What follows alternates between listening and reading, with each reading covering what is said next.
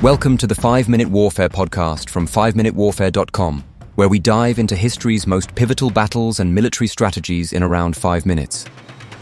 If you enjoy the show and would like to support us, please consider buying us a coffee. Head on over to 5minutewarfare.com/coffee to see how. This is episode 22. The 100 Years' War, England versus France for a century.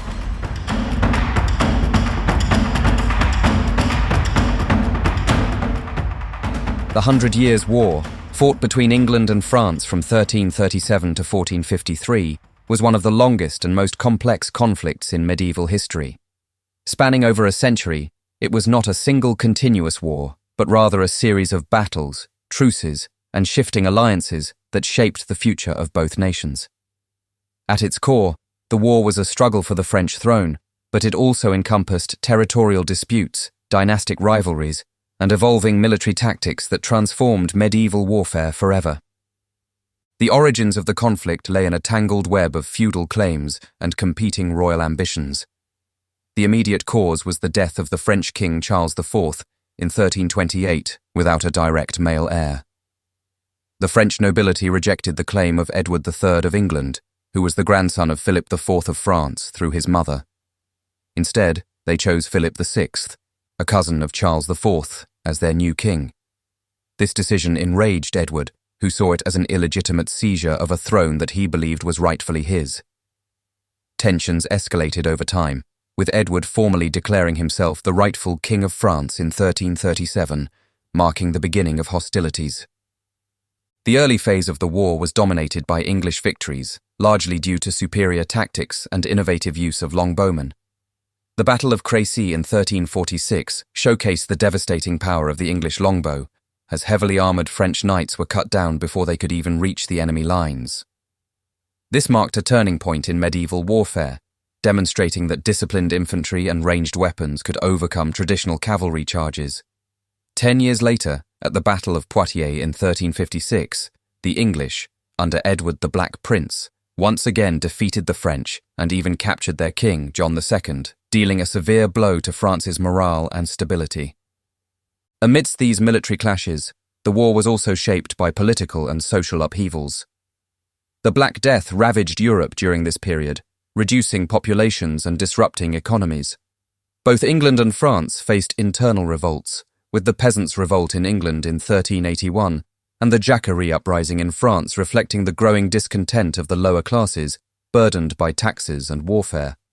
The conflict also saw shifting alliances, as various factions within France and England sought to gain advantage.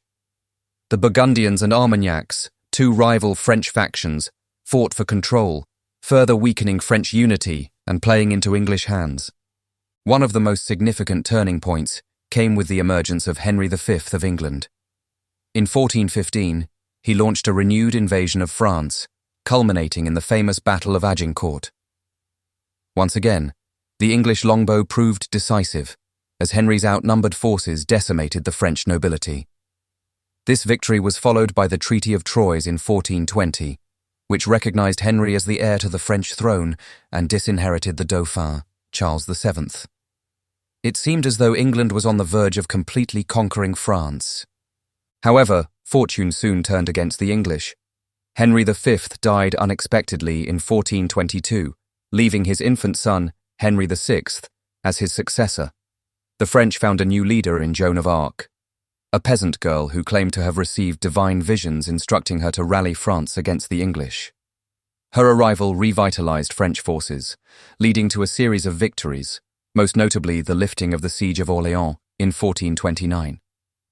She escorted Charles VII to Reims, where he was crowned king, restoring legitimacy to the French monarchy. Though Joan was later captured by the Burgundians, handed over to the English, and executed for heresy in 1431, her impact on the war was undeniable. She became a symbol of French resistance and national identity. The final decades of the war saw the gradual decline of English fortunes.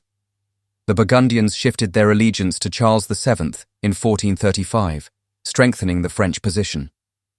Military reforms, including the creation of a standing army and the increased use of artillery, gave France a decisive advantage. The English, stretched thin and dealing with internal conflicts, could no longer sustain their hold on French territories. The recapture of Normandy in 1450 and Gascony in 1453 effectively ended English ambitions in France. The final battle at Castillon marked the war's conclusion, and with it, England lost all its French possessions except for Calais. The 100 Years' War had profound consequences for both nations. For France, it marked the beginning of a strong centralized monarchy, with Charles VII and his successors consolidating royal power and reducing the influence of the nobility. The devastation of the war and the forced reliance on commoners in battle contributed to the emergence of a distinct French national identity. England, meanwhile, suffered not only the loss of its continental territories, but also internal strife. The financial strain of the war and the legitimacy crisis following Henry VI's weak rule led directly to the Wars of the Roses, a bitter civil war that shaped England's political landscape for decades. Beyond its immediate political effects, the war also revolutionized medieval warfare. The dominance of heavy cavalry waned in favor of professional armies, artillery, and infantry-based tactics. The use of gunpowder weaponry became more widespread, paving the way for the modern battlefield.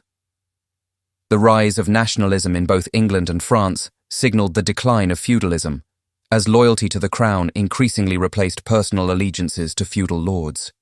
The 100 Years' War remains one of the most dramatic and influential conflicts in European history. It was a war of shifting fortunes, legendary battles, and iconic figures, from Edward III and Henry V to Joan of Arc and Charles VII. What began as a dynastic dispute evolved into a defining struggle that shaped the destinies of two great nations, forging identities and altering the course of medieval Europe forever.